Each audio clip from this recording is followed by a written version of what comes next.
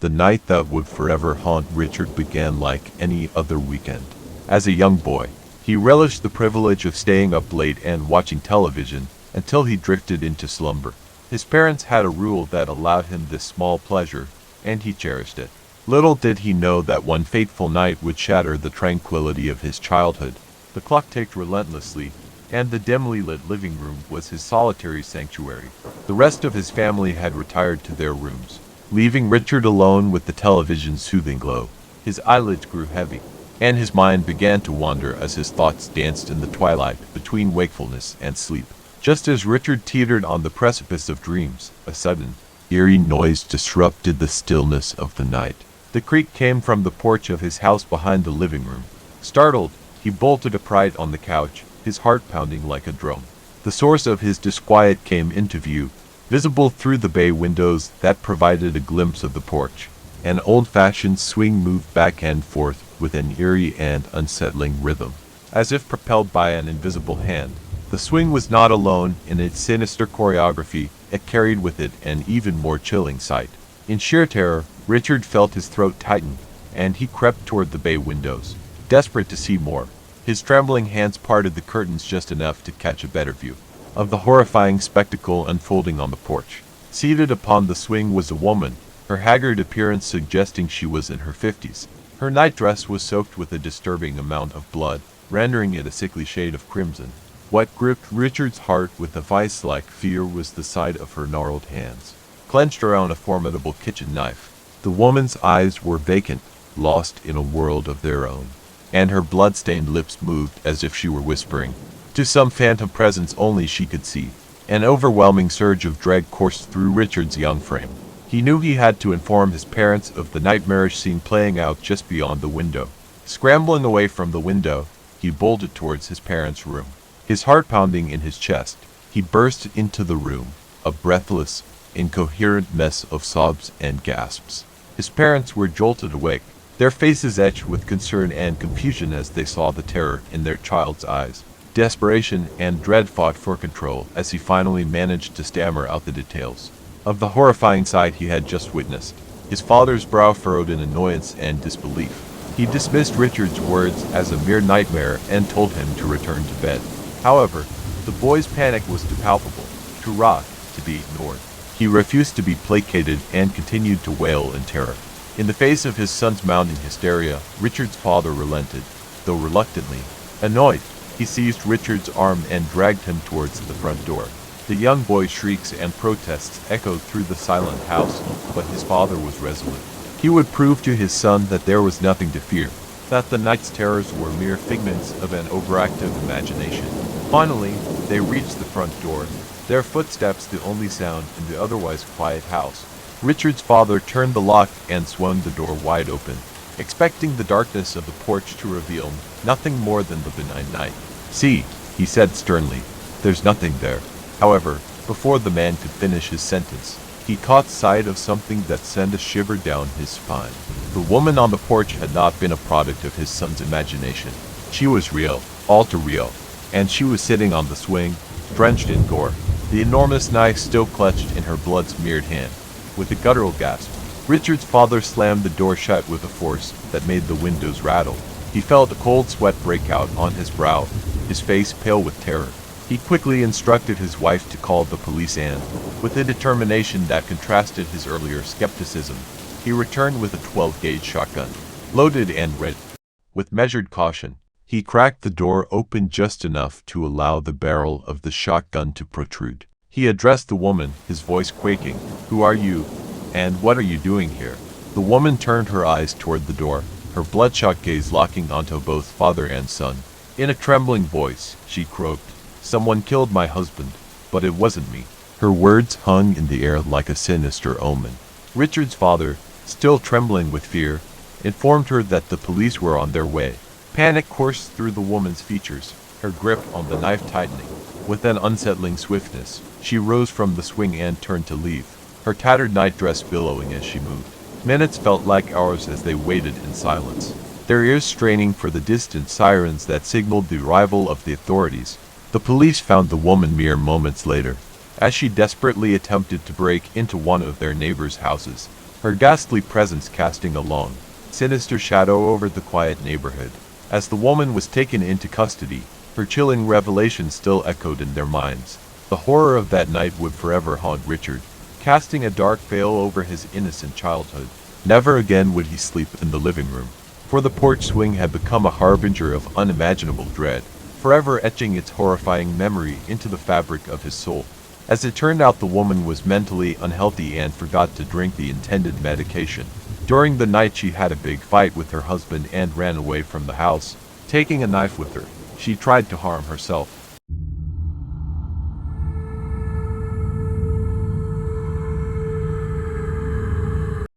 Dylan and his wife Martha had been looking for their dream home for several years. They dreamed of a home to call their own, where they could start a family and make lasting memories. In February 2010, their dreams came true when they found a charming home located in the serene suburb of Lakeview Heights. As soon as they saw it, they immediately fell in love. The house had everything they wanted and more. A cozy living room with a fireplace, a spacious kitchen, a bright and airy bedroom, and even a small but charming garden in the backyard. It was the perfect place to start their new life together. The first month after moving in went smoothly. Dylan and Martha spent all day painting and decorating the house, making it unique. The joy of home ownership filled the air, and their new life was just beginning. But then strange events began to happen.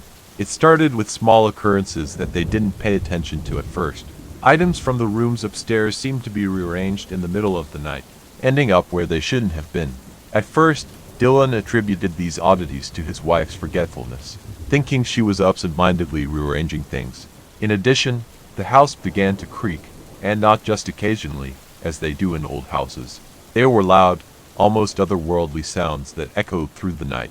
One evening, as Dylan and Martha were preparing dinner in their cozy kitchen, an unpleasant moment occurred that shattered their sense of security. The stairs leading to the top floor were right next to the entrance to the kitchen. As Dylan turned off the faucet, a sudden guttural cough reached their ears. Their hearts pounded. They had no children, no visitors.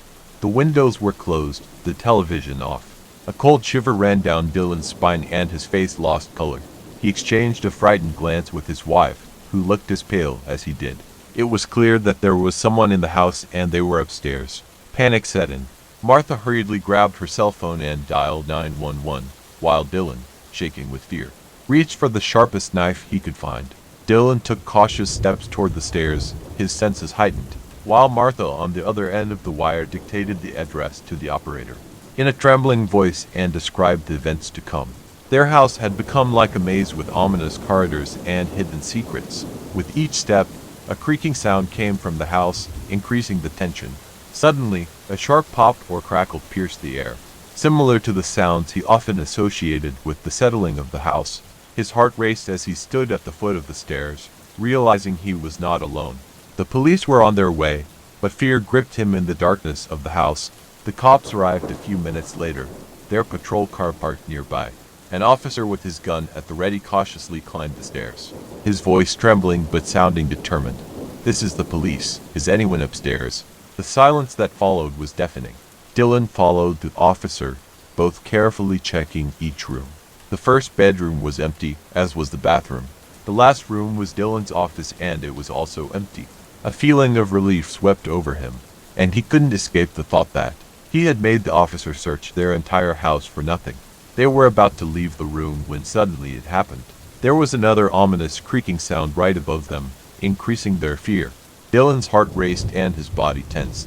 He looked up and saw the entrance to the attic, partially hidden behind the closet door in his office. His thoughts swirled in alarm as they approached it. The officer, showing great courage, called out again, "Is anybody there? It's the police." But there was no answer. With a determined nod, he turned on his flashlight and cautiously climbed the attic stairs.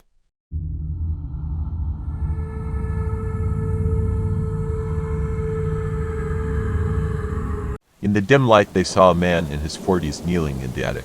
His gaze was disturbingly blank, and he did not seem in the least disturbed by his presence. The officer quickly drew his gun and, in a firm voice, ordered him to come out and put his hands behind his head. The arrest was made quickly, but the intruder did not utter a word during the whole time he was detained.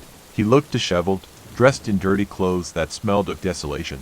Dylan and Martha were horrified to realize that the homeless man had secretly moved into their house while it was still for sale. The realtor had carelessly left the door unlocked during the showings, giving the man the opportunity. The man admitted to living in the house for a month without their knowledge, hiding in the attic. The revelation sent shivers down their spines, and the sense of security that Dylan and Martha had initially found in their dream home had crumbled, replaced by a lingering sense of unease, as they pondered the unimaginable intruder who had lurked in the shadows of their newfound happiness. The question remained, what other secrets did their charming house in Lakeview Heights hold, waiting to be uncovered? The nightmare had just begun, and the eerie echoes of those initial creaks would haunt them for years to come. The McCullough family lived in a quaint two-story house on Elm Street. Shelley, the oldest of the siblings, was a responsible 16-year-old girl, charged with looking after her 6 younger siblings when her parents had to run errands or go to work. On a cold Saturday afternoon, the sun cast long shadows on the snow-covered landscape outside the window. The younger siblings were engrossed in a movie, and Shelley sat with them on the living room couch with her back to the window facing the street. Everything seemed to be business as usual, and nothing seemed to portend a sudden and unexpected turn of events. While watching the movie, the silence of the room was pierced by the shrill ringing of the phone. Shelley picked up the phone in surprise, and her heart raced when she heard the voice on the other end of the line. It was their neighbor from across the hall, Mrs. Johnson, her voice trembling with concern. "Don't turn around," Mrs. Johnson pleaded, fear audible in her voice. "We're looking at your house right now, and we can see you and your siblings watching TV. We can even see the back of your head as you sit on the couch." Shelley furrowed her eyebrows and exchanged perplexed looks with her younger siblings. A slight panic began to encompass Shelley. She didn't realize what was going on. "Okay," she replied, her voice shaking with excitement. This is very strange. Why are you keeping such an eye on our house, Mrs. Johnson's voice became even quieter, her fear palpable. "Shelley, please listen carefully," the neighbor whispered. "We see a man standing right behind your house looking out the window of the room you and your siblings are in. Do not move. Don't do anything. We've already called the police and they're on their way. Just stay where you are." Shelley's heart pounded in her chest. Her neighbor's words sent shivers down her spine. She looked back at her siblings, who were staring at her with an expression of confusion and fear. She pulled them close to her and nestled her eyes against the television screen, hesitant to turn around to look at the window behind her. The fear and realization of what was happening made her body petrified and like a statue directed toward the TV.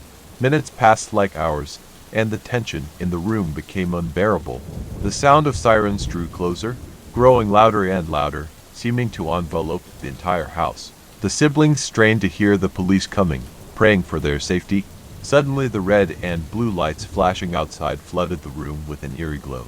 Shelley could hear the muffled voices of the police officers, the crunch of their boots on the snow-covered ground. After a few agonizing minutes, there was a loud knock on the door. The police had arrived. Shelley, clutching her siblings tightly to her, slowly made her way to the front door. When she opened the door, she saw 2 stern-looking police officers on the doorstep. They quickly looked around the living room, making sure the children were safe. "Are you all right?" one of the officers asked. Shelley nodded, her voice shaking as she recounted a disturbing phone call from a neighbor. The officers sprang into action, searching the premises and checking for footprints in the snow around the house. It was obvious that someone was lurking nearby, their presence marked by footprints leading to every window in the house. Shelley and her siblings huddled together, a sense of unease hanging in the air. Eventually the policemen returned, and one of them said, "We couldn't find this man. He fled the scene as soon as he realized we were here." The family breathed a sigh of relief, but the feeling of unease persisted. Who was this mysterious man, and what were his intentions? Why was he watching them, lurking behind the house? The questions remained unanswered and unsettled. The police officers assured the family that they would keep an eye on the neighborhood and urged them to be vigilant. They left, promising to increase patrols in the neighborhood. When the police officers left, Shelley locked the front door and returned to her siblings. The ominous encounter had cast a shadow over their sunny Saturday, and they couldn't shake the feeling that they were being watched. The incident remained a mystery, a chilling mystery that continues to haunt the McCullough family, keeping them wondering what darkness lurks on the snowy winter streets of Elm Street. Now each of their days passed, in perpetual fear that they might meet this man with unknown intentions. The parents tried to leave their children alone at home as little as possible after the incident.